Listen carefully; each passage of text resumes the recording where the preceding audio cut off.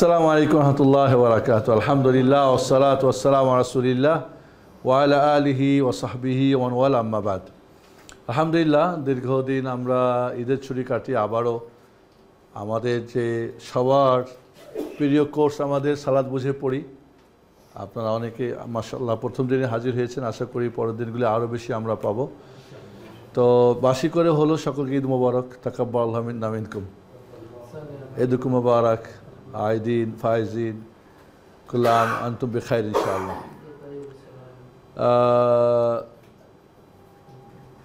আলহামদুলিল্লাহ, সালাত বুঝে পড়ি কোর্সটা অত্যন্ত আমাদের জীবনে গুরুত্বপূর্ণ, যেহেতু সালাত কিয়ামতের প্রথম হিসাব। ফেল করলে আর পাস করার কোনো সুযোগ নেই, এবং সালাত পাস করলে বাকিটা পাস করবে। এটাও আপনার বাস্তব দেখবেন, যে লোকটা সালাতে পাঞ্চুয়াল, বাকিগুলো তোমার সালাত দেখবেন ভালো। কারণ সালাত সব কিছুতে কারণ ইমান রিচার্জের জন্য বলেছিলাম সালাত 5 ওয়াক্ত অত্যন্ত জরুরি আমাদের। 5 বার যদি রিচার্জ না হয় তো ব্যাটারি ফিউজ হয়ে কী বলে জিরো হয়ে গেলে তার কাজই হবে না। তো এই জন্যে সালাত একজন মমিনের পরিচয়। সালাত পড়ে মানে সে মমিন, পড়ে না মানে সে ইমানের, এটা মিথ্যা হয়তো দাবি করে। তো সব মিলে সালাতটাকে বুঝে পড়া। সালাতের বডি আছে, রুহ নাই, হবে না। তাহলে সালাতটা বুঝলে, আমরা বলেছিলাম, আবার রিপিট করি কথাটা, যে সালাতটা কখন আমাদের ইবাদত হবে, কখন সালাতটা আমাদের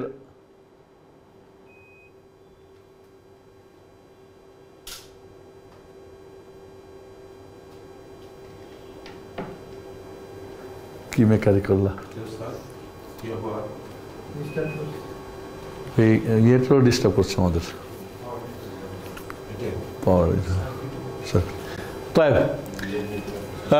সালাতের বাহ্যিক কাজগুলি তো বডি, বাট আত্মা যেটা বলেছিলাম খুশু আর খজু। খুশু মানে ভিতরে ভয়, খজু মানে অঙ্গ প্রত্যঙ্গে ভয়টা ফুটে ওঠা। এটা তখনই হবে যে যত আল্লাহকে বেশি চিনবে। আর রাসূল বলছেন, ইন্নী আ'লামুকুম বিল্লাহি ওয়া আখশাকুম, তোমাদের মধ্যে আমি সবচেয়ে বেশি আল্লাহকে জানি এবং সবচেয়ে আমি বেশি ভয় করি। যে যত জানবে সে ততই তাকে ভয় করবে, আবার ভালোবাসবে। ঠিক আছে, তো ভালোবাসা হবে। এখানে যেটা হচ্ছে যে আমরা সালাতটা কার জন্য পড়ছি, কার নিয়মে পড়ছি, কে পড়ছি, কি পড়ছি, এই কয়েকটা জিনিস যদি আমরা খেয়াল করতে পারি তাহলে সালাতটা আমাদের প্রাণবন্ত হবে। নাহলে একটা ডেড বডি, নড়ে না চড়ে না, কিছুই হবে না। এই জন্যে সালাতটাকে যখনই আমরা কি পড়ছি, আমি কি বলছি, সেটা ভালো করে আমাদের জানা দরকার। এই জন্য সালাত বুঝে পড়াটা জরুরি। সাহাবা ইকরাম রাদিয়াল্লাহু আনহুম, তার আরবি ছিল, আরবিতে পড়তো, সব কিছু বুঝতে করতো। আমরা এখন নন আরব, বুঝি না, কিন্তু বোঝার চেষ্টাও করি না। আমি বাঙালি, ইংলিশ পড়লে ঠিকই বুঝে ইংলিশটা পড়ার চেষ্টা করি, তাই না? সাথে সাথে ইংলিশ পড়ার সঙ্গে সাথে অনুবাদ করি আমরা।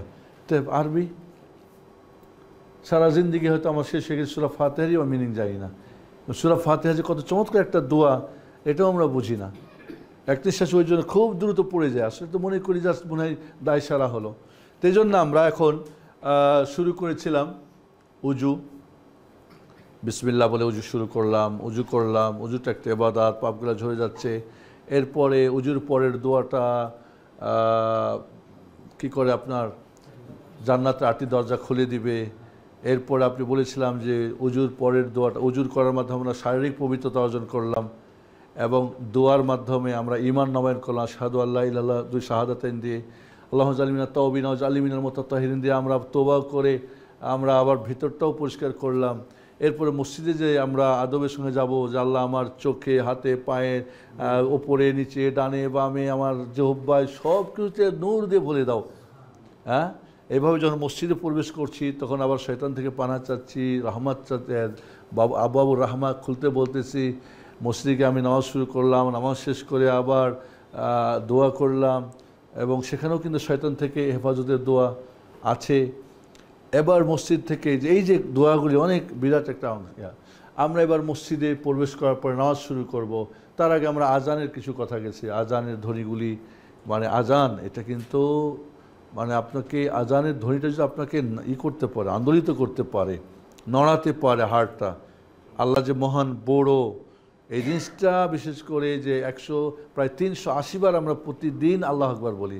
আল্লাহ সবচেয়ে বড়, বাট আমাদের কাজে, আমাদের কথায় আর আমাদের বাস্তবতাতে আল্লাহ সবচেয়ে বড় কিন্তু প্রমাণ হচ্ছে না। এর মানে আমি শুধু এটা আনুষ্ঠানিকতা আওড়াচ্ছি, এটা আদত, কোনো ইবাদত হচ্ছে না। এই আল্লাহর কথাটা আমাদের হার্ট ছুঁইতেছে না। আল্লাহ সবচেয়ে বড়, এবং বলেছিলাম যে আল্লাহ ওই মহান সত্তা যাকে চরম ভালোবেসে, পরম শ্রদ্ধা করে, আশা আকাঙ্ক্ষা এবং কি বলে ভয়ভীতি সহকারে যার ইবাদত করা হয়। তবে আল্লাহ শব্দটা শুনলেই এই জিনিসগুলো আমার মাইন্ডে আসা দরকার, যে আমার ভালোবাসার সব কিছুই তিনি একমাত্র, সবচেয়ে উনি হকদার, আমার শ্রদ্ধার হকদার, আমি তার দাস, তিনি ইবাদতের হকদার, তারই কাছে আমার সব চাওয়া পাওয়া, এবং আমার জয় ভয় ভীতি তারই কাছে ভয় করা, এই ব্যাপারটা আমাদের খেয়াল রাখা। ওকে, এই ফ্যানটা মনে হয় পিছনে দিতে পারো, পিছনে গরম মনে হচ্ছে আমাকে। হ্যাঁ, গরম লাগছে না? ওকে, তাহলে ওকে, চলছে ওইটা এখন। ওকে, তো এখন আমরা মসজিদের নামাজ শুরু করব।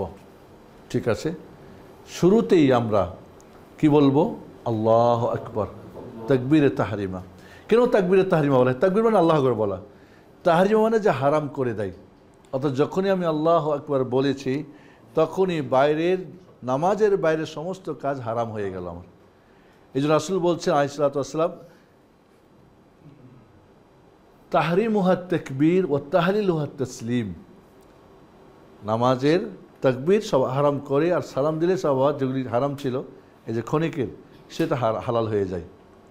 তাকবীরের তাহরিমে আমরা বলেছিলাম নামাজের 1 নম্বর রোকন, 1 নম্বর দাঁড়ানো, দাঁড়িয়ে গেলাম রোকন। 2 নম্বর রোকনই ছিল কি? তাকবীরের তাহরিমা।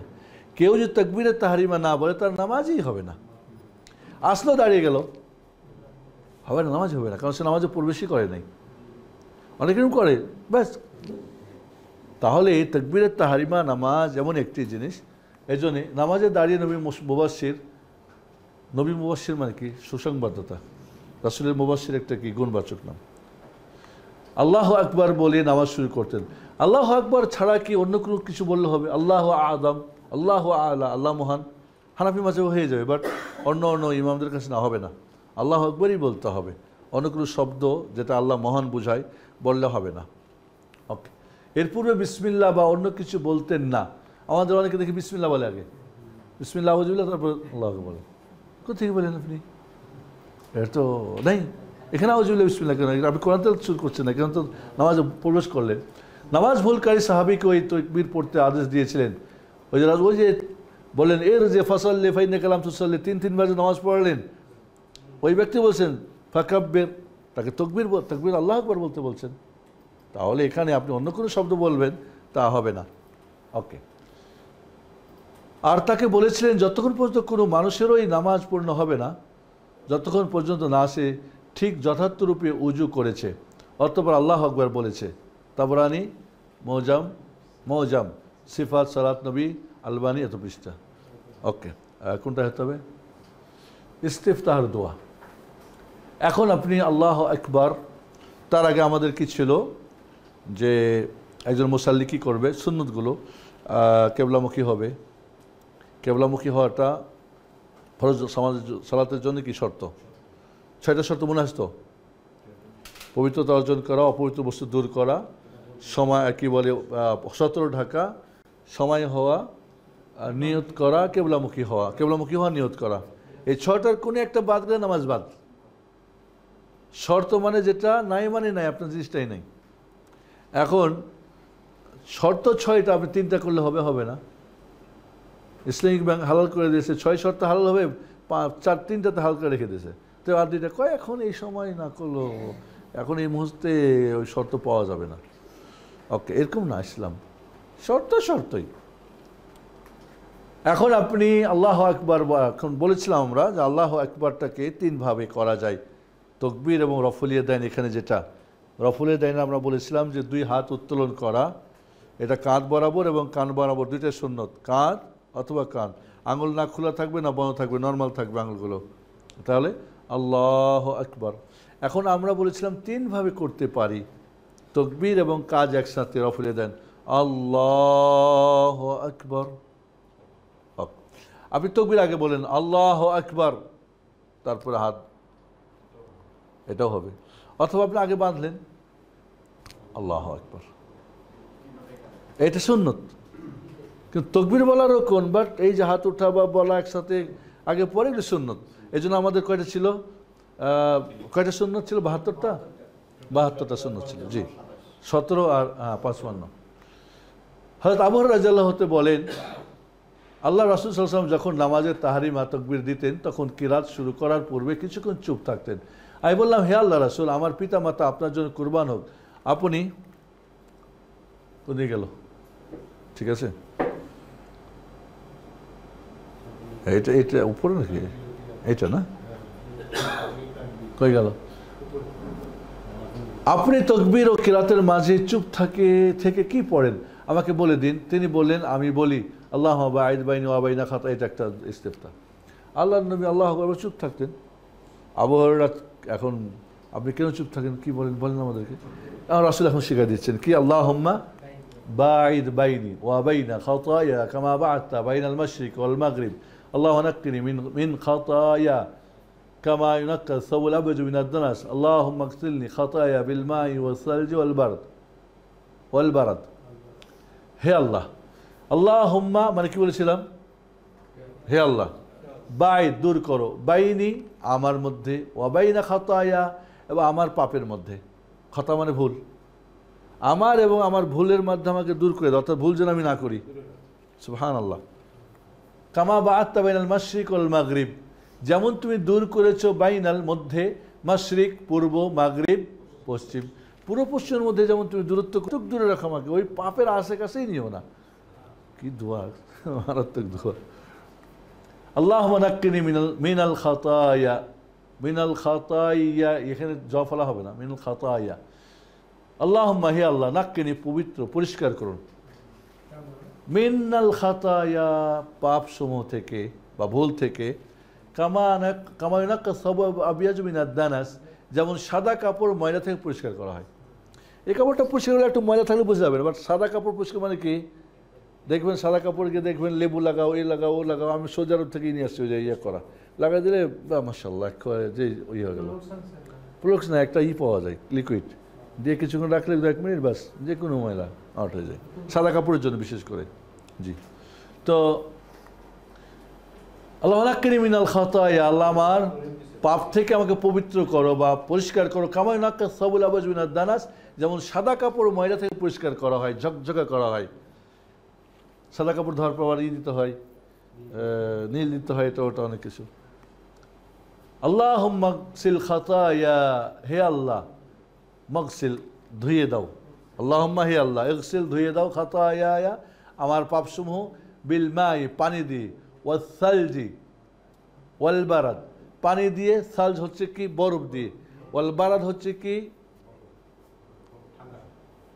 শিশির, শিশির যেটা ওই যে পড়ে না, কুয়াশা। এবং আমাদের একটা আপনাকে মজার কথা শোনাই, আমরা যখন গ্রামে থাকতাম তো তখন তো এসি টেসি বা ফ্যান ট্যান ছিল না, গা ঘামলে বা কাপড়ই লাগতো, টিলা পড়তো। হ্যাঁ, তো এটা ওঠানোর জন্য অনেক পদ্ধতি, একটা খুব ভালো পদ্ধতি কি, আপনি সন্ধ্যার সময় এর উপর চালের উপর এরপর রেখে দেন, সকালে উঠাই নিয়ে পানিতে ধরুন গেছে অসম, মানে এই যে শিশির দিয়ে ধোয়া। তাহলে এখানে পানি, সাধারণ পানি, ঠান্ডা পানি, আবার কারণ এখানে হচ্ছে কি, মূলত এখানে মনে রাখতে হবে আপনাদের যে পানিটা কিন্তু গরমের কথা এখানে নাই। সাধারণত বাহ্যিক ময়লা পরিষ্কার করার জন্য লাগে কি গরম পানি, ঠিক না, গরম পানি দিলে বেশি পরিষ্কার হয়। একটা ময়লা কাপড় যদি গরম পানিতে সোডা দিয়ে করেন তাড়াতাড়ি পরিষ্কার হয়, বাট এখানে গরম পানির কথা নাই। কারণ কি, এটা ময়লা হলো পাপের ময়লা, পাপের ময়লা কিন্তু ও নিজেই গরম, পাপ করলে কিন্তু শরীর গরম হয়, মানুষ হিট হয়, আবার উল্টাপাল্টা করে। আর ওকে ঠান্ডা দিয়া, তারপর সাধারণ পানি দেওয়া, ঠান্ডা পানি দেওয়া, শিশিরে দেওয়া ধুয়ে দাও। এটা তার ব্যাখ্যা, ওলামাদের ব্যাখ্যা করেছেন যে কেন এখানে ঠান্ডার কথা বলেছেন, কেন গরম পানিতে কথা বলতো না, এখানে গরম দিয়ে কাজ হবে না। ওকে, তাহলে এখানে চমৎকার একটা দোয়া যে দাঁড়াও একটু দাঁড়াও, হয়ে গেল না, অর্থ হয়ে গেছে না, হ্যাঁ নাও, আর উপর নাও, তো ঠিক আছে। বুখারি 744, মুসলিম সহিয়াত, আবু দাউদ, মোট কথা বুখারি মুসলিম হাদিস মানে কি, আপনারা একটা মনে রাখবেন যে সহি হাদিসের 7টা স্টেপ রয়েছে। কয়টা? 7টা। নাম্বার 1 বুখারি মুসলিম যদি হয়, কোনো হাদিস যদি বুখারি মুসলিম বর্ণনা করে তাহলে মানে শক্তিশালী দিক থেকে নাম্বার 1। এরপরে ইমাম বুখারী যদি হাদিসটা বর্ণনা করেন, একটা হাদিস বলছে ইমাম বুখারী বর্ণনা করেছেন, তাহলে খুব অথেন্টিক। এরপর ইমাম মুসলিম বর্ণনা করেছেন, 3 নম্বর। বুখারী মুসলিম একসাথে বর্ণনা করেছে, শুধু বুখারী বর্ণনা করেছেন, শুধু মুসলিম বর্ণনা করেছেন হাদিসটা। এবার কি বুখারী মুসলিমের শর্তে হাদিসটা বর্ণনা হয়েছে। কেন বুখারী মুসলিম হাদিসটা বেশি শক্তিশালী? কারণ ওদের শর্ত খুব কঠিন বিশুদ্ধ হাদিস হওয়ার জন্য। তাহলে তাদের দুইজনের শর্ত সাপেক্ষে যদি নাসাই বা তিরমিজি ইবনে মাজাহ কোনো হাদিস বর্ণনা করেছেন, তাহলে ওটা বেশি শক্তিশালী। এরপরে বুখারীর শর্তে যেটা একাই, এরপরে মুসলিমের শর্তে যেটা একাই, এরপরে অন্য যেগুলো সব 7 নম্বরের সহিহ হাদিস। কথা বুঝে আসছে? হ্যাঁ, 1 নম্বরে, তারপরে বুখারী, তারপরে মুসলিম, এরপরে বুখারী মুসলিমের শর্ত অনুযায়ী, কারণ ওদের দুইজন শর্ত আছে সহিহ হওয়ার জন্য। এরপরে বুখারীর, এরপরে মুসলিমের, আর 7 নম্বরে যে কি হবে, এগুলি ছাড়া আরও অনেক সহিহ হাদিস আছে। না না না, অন্য এত এত এত কড়া শর্ত না, মানে এত খুব মানে শক্ত শর্ত না, তারপর সেগুলি সহিহ। তাহলে এই বুখারী মুসলিম যখন শুনবেন মুত্তাফাক আলাই, দেখবেন মুত্তাফাক আলাই বলে, মুত্তাফাক আলাই মানে কি? বুখারী মুসলিম যা বর্ণনাতে ঐক্যমত পোষণ করেছেন, ইত্তেফাক বলি না, একমত হওয়া।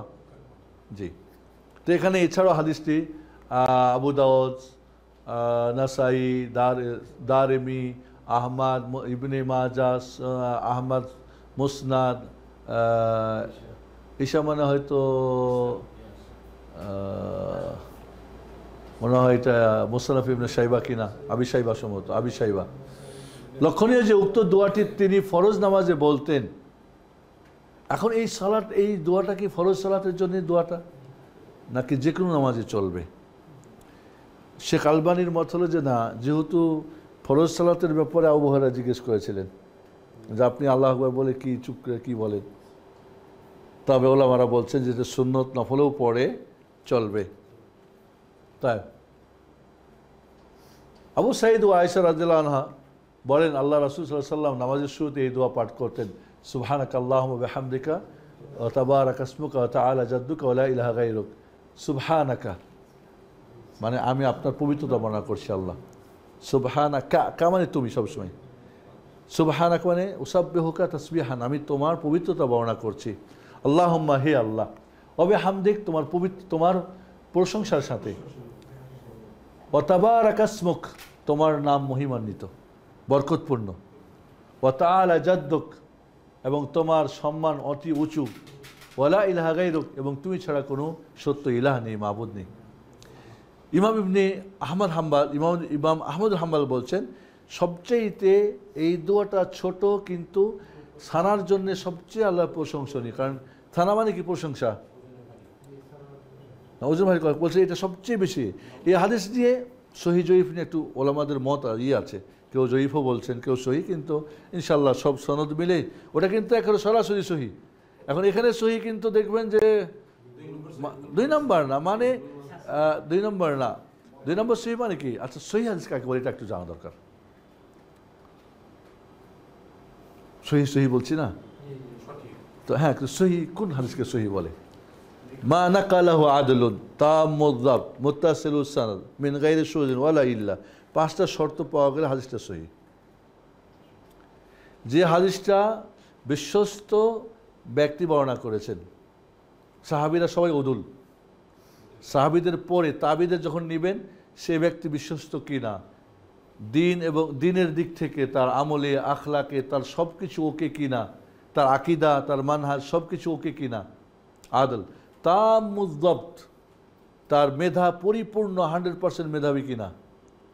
এখন শুনে কখন ভুলে যাই, উল্টাপাল্টা করে, এখন একটা বলে একটা বলে না, মানে একবার যা বলছে তাই 1000বার বললে একটাই বলে। তাম্মুদ যাবত, তাম মানে কি পরিপূর্ণ, দপ্ত মানে কি মানে মেধা, মানে করে রাখা, ধরে রাখার শক্তি, ধারণ শক্তি। মানাকা আদলুন তাম্মুদ যাবত মুত্তাসিলুস সানাদ, এই বর্ণনার সনদটা যেন কি হয়, অবিচ্ছিন্ন হয়, ছিন্ন যেন না হয় মধ্যখানে। এখন মনে করেন রসুল থেকে বর্ণনা করছে তাবি, তো মধ্যখানে কে বাদ পড়লো? সাহাবী। এখন মনে করেন এমন একজন থেকে বর্ণনা করছে যে তার জন্মের আগেও মারা গেছে, এগুলো আছে কিন্তু হাদিসের অনেক হাসির কথা আছে, মানে তাকে করে বের হয়েছে, বর্ণনা করছে, ওকে দেখেই নাই, জানেই নাই, অনেকগুলি শর্ত আছে। ইমাম বুখারীর যে শর্তগুলি কেন বেশি শক্তিশালী? ওকে, মিন গাইরি সুজুজিন, সাজ যেন না হয়। সাজ মানে হলো, ধরি এখানে 5 জন একটা হাদিস বর্ণনা করেছেন, 1 2 3 4 5 সহি, এরা বিশ্বস্ত, এইগুলো ঠিক আছে শর্তগুলো।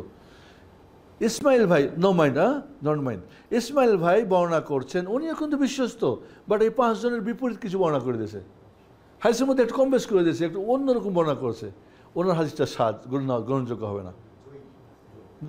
সাজ জয়ীফ হাদিসের অন্তর্ভুক্ত, সহির অন্তর্ভুক্ত, সাজ হয়ে গেল, জয়ীফ হয়ে গেল।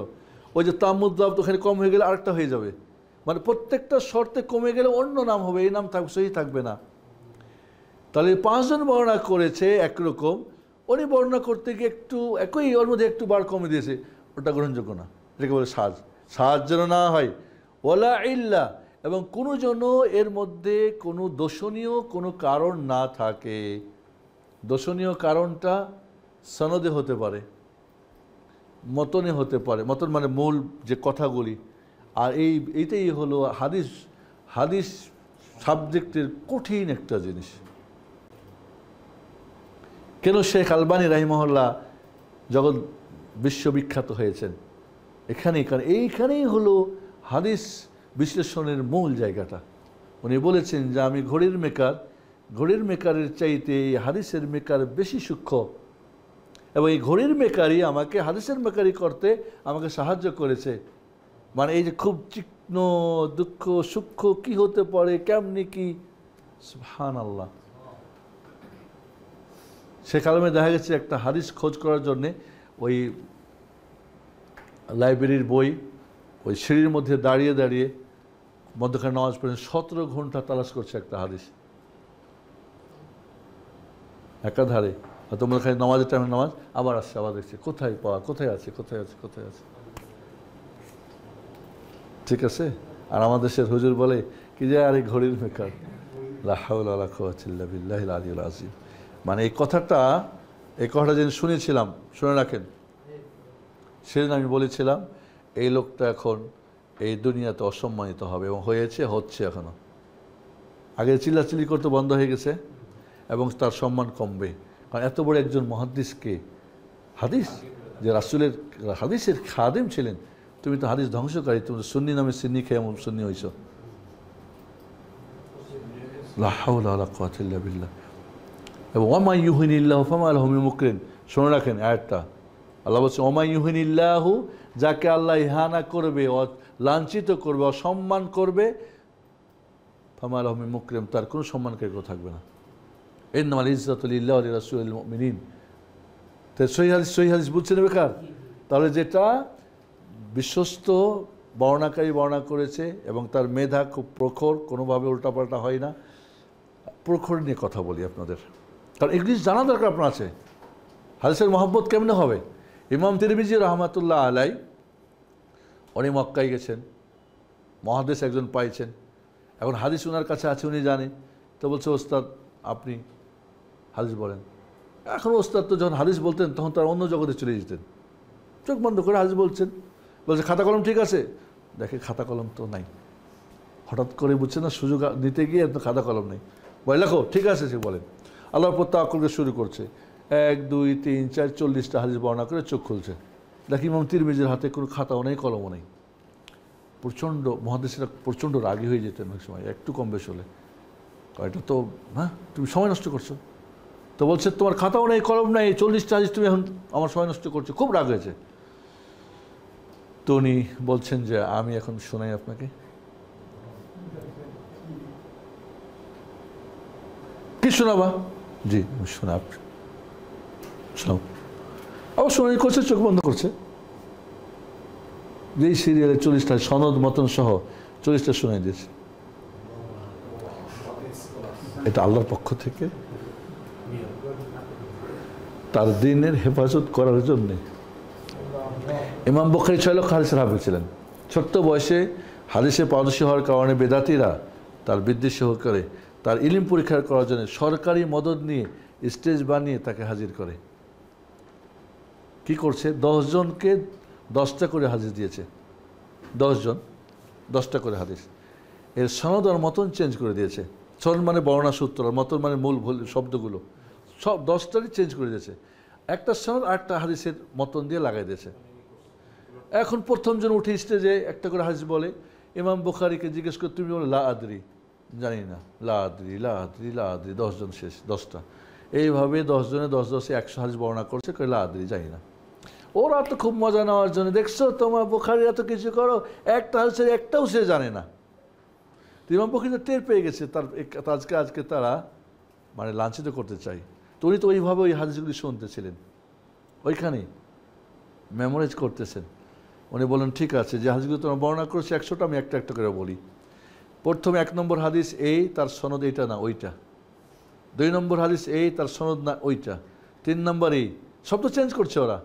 যখন সবার সামনে এইভাবে উনি 100টা হাদিসের মতন আর শুনছেন, কিন্তু কে এক সিরিয়াল হয়ে বলছে, তুমি 10টা বলেছো এই এই এই, তুমি 10টা এই, তখন আরও ওরা অসম্মান করতে চেয়েছিল, কিন্তু যাকে আল্লাহ সম্মানিত করবে তাকে কেউ অসম্মানিত করবে না। আর ওই অপদস্থ যাকে করবে, একটু যে আয়াতটা পড়লাম, ওকে কেউ সম্মান করবে। ওরা আরও লাঞ্ছিত হয়ে, আরও ধিক্কার খেয়ে সবার কাছে ওরা আজকে মানে পালাবের আর সুযোগ পায় না। মানে এই ধরনের তাদের মেধার কথা। ইমাম তিরমিজি রহমাতুল্লাহ আলাই 40 বছর আগে একটা রাস্তা দিয়ে গিয়েছিলেন, তখন একটা গাছের ডাল ওই রাস্তায় নুয়েছিল। তো উনি কিন্তু শেষকালে অন্ধ হয়ে গেছিলেন, মানে কাঁদতে কাঁদতে, মানে না, ওনার কাঁদতে কাঁদতে এই মানে বেশি কাঁদার কারণে আল্লাহর ভয়ের, তো 40 বছর ওই জায়গা দিয়ে উনি যাচ্ছেন। তো ঠিক ওই গাছের, তখন কিন্তু অন্ধ, উনি ফুল অন্ধ।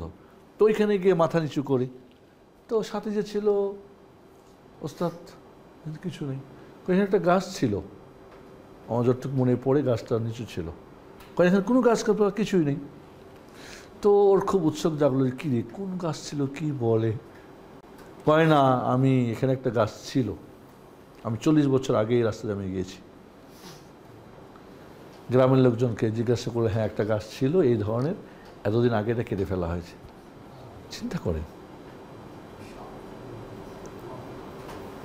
এই জন্য ইমাম তিরমিজি রহমাল্লাহ বলছেন, যার ঘরে ইমাম তিরমিজি আছে তার ঘরে যেন স্বয়ং রাসূল আছেন।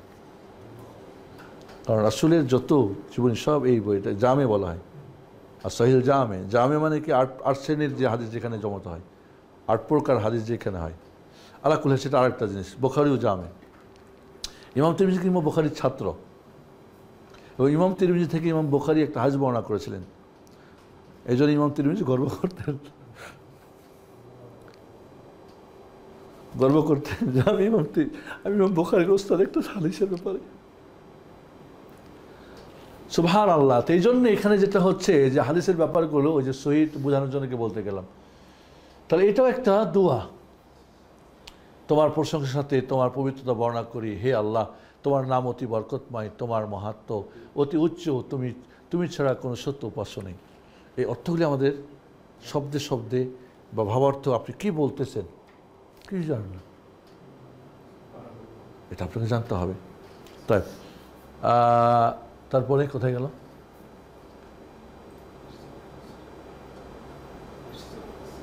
ওকে, এই হাদিসটা ইমাম আবু দাউদ সুনান মানে আবু দাউদ সুনান এত নম্বর, তিরমিজির সুনান ইবনে মাজাহ, সুনান হাকিম মুস্তাদরাক, নাসাই, দারমি সুনান এটা মনে হয় ইবনে আবি শাইবা, কি যে এটা বুঝছি না, এটা দেখ, হ্যাঁ ইবনে আবি শাইবা সম্ভবত।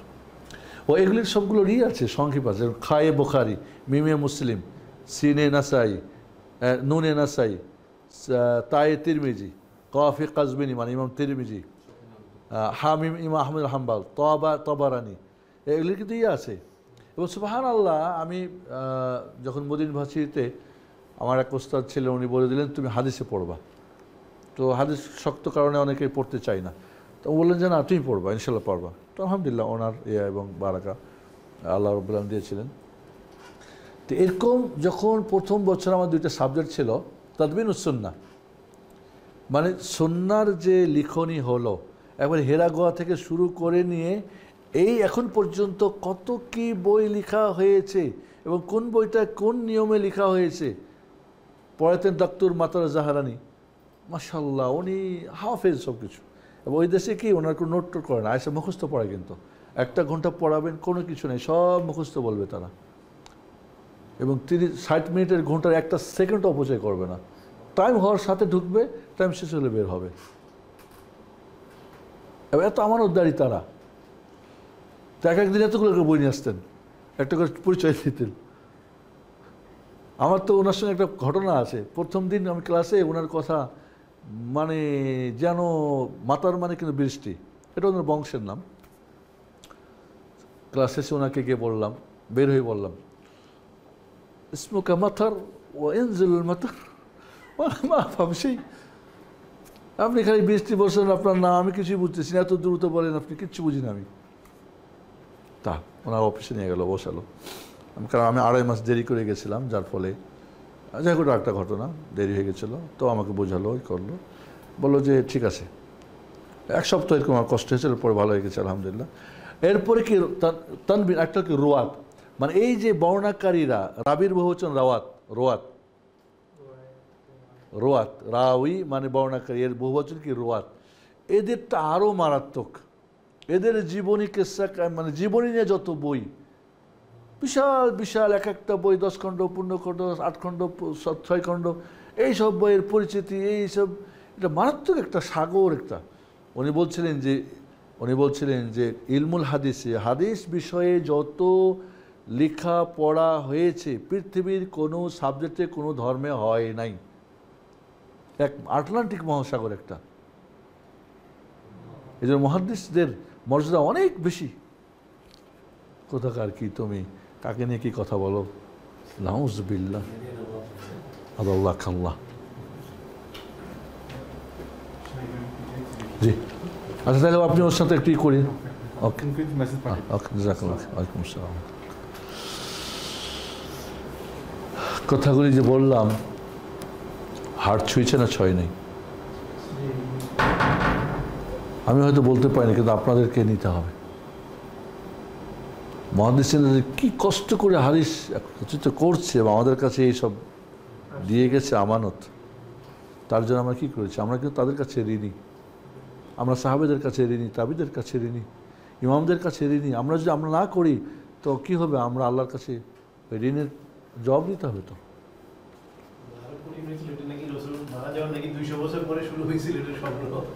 না না, মিথ্যা কথা এগুলি লিখেছেন। হ্যাঁ, সরকারিভাবে ওমর ইবনে আব্দুল আজিজ নির্দেশ করেছিলেন যে যখানে যত হয় সব একত্রিত করো। তো কি একত্রিত করবে লেখা না থাকলে? হাওয়া থেকে? কোথায় করবে এগুলি? হ্যাঁ, আবু হুরায়রা যেন সহিফা ছিল, আমর ইবনে আস ছিল, অনেকের ছিল, লিখতো এগুলি। একটু যায় না বলে দিল, আপনি তো কিছু জানেন না, ও একটু জানা দিয়ে দিল, আপনি ঠিকই তো, আপনি চিন্তা করেন, ও ঠিক আছে চলো। তাহলে বিষয়টা আপনি জানতে হবে যে কেমনি কি হাদিস সংকলন কীভাবে হয়েছে, এর পুরা ইতিহাস আছে। কেন আসবে না? জানে যে এখন লোকজন দুনিয়া নিয়ে ব্যস্ত, দিন বুঝে না, ইমানও নাই, কিছু নেই, একটা কথা বললে ওর ভিতর কনফিউজ ঢুকাই দিলে শেষ, খালাস। ওরা জানেই তো, ওরা জেনে বুঝেই তো করছে, ওরা কি না জেনে করতেছে?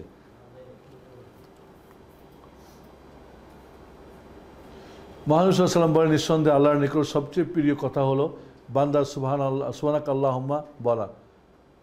তাওহীদ ইবনে বাজার নাসির সুনান সিলসিলা সহিহ হালবা, এটা হালসের আর কি বলি রেফারেন্স। মহানবী ফরজে ও নফলে তাকবীরে তাহরিমার পর বলতেন, ওয়াজ্জাহতু ওয়াজহিয়া লিল্লাযী ফাতারাস সামাওয়াতি ওয়াল আরদা হানিফা ওয়া মা আনা মিনাল মুশরিকিন ইন্না সালাতি ওয়া নুসুকি ওয়া মামাতি লিল্লাহি রাব্বিল আলামিন। এখানে 12 প্রকার সানা আছে। বায়দবাইন, আল্লাহুম্মা বায়দবাইনি এবং সুবহানাকা আল্লাহুম্মা, দুইটা যদি থাকেন চলবে, কম অর্থ শিখেন। এরপর আস্তে আস্তে এই দুটা কিছুদিন করলেন, বুঝলেন, আরেকটা হয়তো নিলেন। এবং হাদিস আপনার তো বই দেওয়া হয়েছে, বইয়ের মধ্যে আছে এগুলি, ঠিক আছে না? ওকে, তারপর এটা দেখুন, এটা দেও, হ্যাঁ হচ্ছে তো, বন্ধ হয়েছে, বন্ধ হয়েছে। ওকে ঠিক আছে, তাহলে তুমি করো। 4 নম্বর চলেন, আরও 4 নম্বর 5 নম্বর এগুলো আপনারা পড়ে নেবেন। উপরে উঠাও। এক এক সময় এক একটা পড়াই হলো কি সুন্নাত। কখন এটা পড়লেন, কখন ওটা পড়লেন, তাহাজ্জুদের জন্য কিছু আছে পড়লেন। সহজ আছে নাকি? এক একটা সহজ, এটা হয়ে গেল। অপর নাও, এই যে একটা আছে দেখেন, আল্লাহু আকবার 10 বার, আলহামদুলিল্লাহ 10 বার, সুবহানাল্লাহ 10 বার, লা ইলাহা ইল্লাল্লাহ 10 বার, আস্তাগফিরুল্লাহ 10 বার, আল্লাহুম্মা গফিরলি ওয়াহদিনি ওয়াজবুরনি ওয়াআফিনি। এই পুরোটা কি একটা সানা, কিন্তু আল্লাহু আকবার, আল্লাহু আকবার, আলহামদুলিল্লাহ, আলহামদুলিল্লাহ, আলহামদুলিল্লাহ, এটা একটা সানা নফল নামাজের জন্য। আল্লাহু আকবার 3 বার, অতঃপর যুল মালাকুতি ওয়াল জাবরুত ওয়াল কিবর ওয়াল আযম, এটা একটা আল্লাহু আকবার, আল্লাহু আকবার, আল্লাহু আকবার, যুল মালাকুত ওয়াল জাবরুত ওয়াল কিবর ওয়াল আযমা। আল্লাহ সার্বভৌম, সার্বভৌমত্ব, প্রবলতা, গর্ব, মাহাত্ম্যের অধিকারী। তারপরে নাও, তাই এগুলো হলো প্রায় 12 প্রকার সানা আছে। সানা, সানা মানে প্রশংসা করা। যখন আপনি আল্লাহু আকবার বলেছেন, আর আপনি মানে কি সবচেয়ে বড় আল্লাহকে, এবং 2টা হাত উঠিয়েছেন মানে কি সারেন্ডার করছেন, সারেন্ডার করছেন। তাহলে আপনি কার কাছে করলেন? খাই দেখালেন যে হ্যাঁ, তা তো হবে না, অন্তর থেকে তো হইতে হবে। এবং আল্লাহ যে বড় মুখে বলেছেন, কাজেও আপনাকে প্রমাণ করতে হবে, বাস্তবতে আসতে হবে। ঠিক আছে না? কিরাত কই গেল গা? হ্যাঁ, এটার ব্যাটারি মনে হয় শেষ। হ্যাঁ, এটা কি রিচার্জেবল না হতো? বিসমিল্লাহ। কয় মিনিট আছে আর? না, আমরা একটু, আচ্ছা আমরা প্রশ্ন উত্তরে যাব। ক্লাস শুরুর পূর্বে ইস্তেআজা, ইস্তেআজাটা আমরা শেষ করি। ইস্তেআজা 3 ভাবে হতে পারে। ইস্তেআজা মানে কি, আপনি এখন যখন পড়া শুরু করবেন কোরআন, শয়তান থেকে যে পানাহ চাওয়া, যেটা, কারণ শয়তান থাকলে মানে কি আপনি মসজিদে ঢোকার সময় শয়তান পানাহ চাইছেন, নূর চাইছেন, কারণ শয়তান তো আপনার রগে রগে চলতেছে। ঠিক আছে? এবং শয়তানের ব্যাপারটা তো পুরো পরীক্ষা, পরীক্ষা, ঠিক না? তো এখন যেটা হলো যে উপরোক্ত একটি দোয়া পড়ার পর নবী মুবাশশিরা কিরাত শুরু করার জন্য শয়তান থেকে আশা প্রার্থনা করতেন, বলতেন আউযু বিল্লাহি মিনাশ শাইতানির রাজিম মিন হামজিহি ওয়া নাফখিহি ওয়া নাফসি। এখানে আমাদের যেটা হলো, আমরা ডিজিটাল বোর্ডে তো এখন আমরা ডিজিটাল বোর্ডে একটা নিতে হবে আমাদের ইনশাআল্লাহ, এই সব লাভ নেই। আচ্ছা,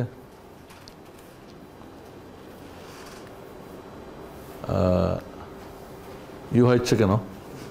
ঠিক মতো হচ্ছে না, ওইখানেই করতে হবে, অ্যাডজাস্ট করতে হবে। তাই আউযু বিল্লাহিস সামিল আলিম মিনাশ শাইতানির রাজিম মিন হামজিহি ওয়া নাফখিহি ওয়া নাফসি, এটা একটা শব্দ। আউযু বিল্লাহ, আল্লাহর কাছে আশা প্রার্থনা করছি, আস-সামিউল আলিম, যিনি সব শুনেন, সব জানেন, মিনাশ শাইতানির রাজিম, বিতাড়িত শয়তান থেকে, মিন হামজিহি, হামজ মানে তার যে কি বলে ওয়াসওয়াসা, ওয়া নাফখিহি তার ফুৎকার, ওয়া নাফসিহি তার যে মানে জাদু টাদু, এগুলি থেকে, কারণ শয়তান বিভিন্নভাবে মানুষকে পথভ্রষ্ট করতে চায়। ওকে, নিচে নাও, দাঁড়া এখানে একটু অর্থটা একটু করে দিই। আমি সর্বশ্রোতা সর্বাগত আল্লাহর নিকট বিতাড়িত শয়তান থেকে তার প্ররোচনা না, যেটা হামজিহি ও ফুৎকার হতে আশ্রয় প্রার্থনা করছি। আবু দাউদ, এত চায়। এই আউযু বিল্লাহ আপনি আউযু বিল্লাহি মিনাশ শাইতানির রাজিমও পড়তে পারেন, নর্মাল যেটা আমরা পড়ি, আউযু বিল্লাহি মিনাশ শাইতানির রাজিম 1, 2 যেটা আমরা এখন পড়লাম, আউযু বিল্লাহিস সামিউল আলিম মিনাশ শাইতানির রাজিম মিন হামজিহি ওয়া নাফখিহি ওয়া নাফসি। আরেকটা কি আউযু বিল্লাহিস সামিউল আলিম মিনাশ শাইতানির রাজিম মিন হামজিহি ওয়া নাফখিহি বাদ দিয়ে, এই 3 ভাবেই কিন্তু শব্দ হাদিসে আছে।